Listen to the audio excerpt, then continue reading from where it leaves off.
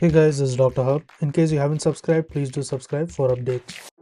Let's look into the lymphatic drainage, and this is of the tongue. The first one is the tip of the tongue. Tip of the tongue, it includes the submental lymph node. Next is the marginal part of the anterior two-third. Anterior two-third, if you see, it will include the upper unilateral submandibular nodes. So unilateral submandibular nodes. So unilateral submandibular nodes. Next is the central part of the anterior two-third of the tongue. So marginal part of the anterior two-third will be the upper unilateral submandibular nodes. The central part of the anterior two-third, it will include the bilateral jugular digastric. So bilateral JD, jugular digastric, and the jugular omohyoid lymph nodes.